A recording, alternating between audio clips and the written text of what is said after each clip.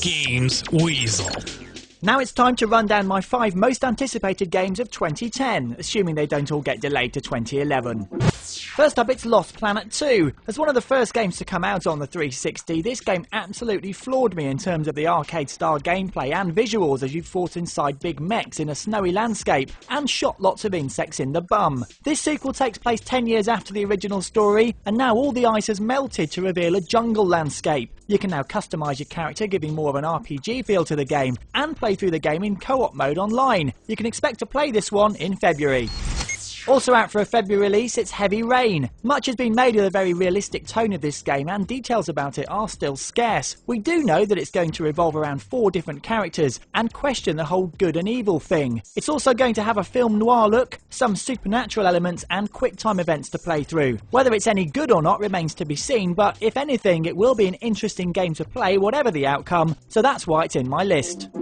Out in January, it's Mass Effect 2, the sequel to the epic RPG set in space from those masters of the genre at BioWare. Set 2 years after the end of the first game, Jack Shepard is back to investigate the sudden disappearance of human colonies around the galaxy. Interestingly, you can import your save from the first game, which will directly affect how the sequel plays, and you can even die at the end of this game, which will of course affect the third part of the trilogy. It's sure to be deep and completely take away your social life. Hey, it's winter, just make sure you finish it before the spring, eh?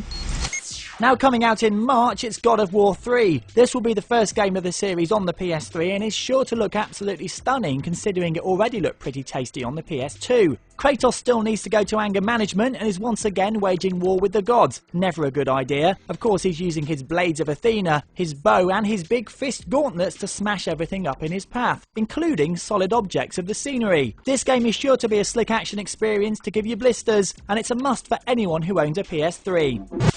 And to be released sometime in 2010, it's Super Mario Galaxy 2. Originally supposed to be a return to the planets visited in the last game, the game has changed direction and now features all new spherical 3D worlds and, apart from using the Bee suit, completely new features and gameplay mechanics. Mario can now also ride Yoshi to swallow things and lay eggs, and the game may also include the Super Guide feature from New Super Mario Bros. Wii to help you if you get stuck. And that's good news too, as the game's supposed to be even harder than the already challenging original.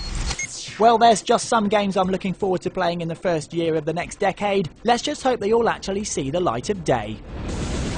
You've been watching a review from Games Weasel. If you want to get the show each week, which includes video game reviews, news, previews, competitions and special features, then head over to GamesWeasel.com for our video podcast, Games Weasel TV. GamesWeasel.com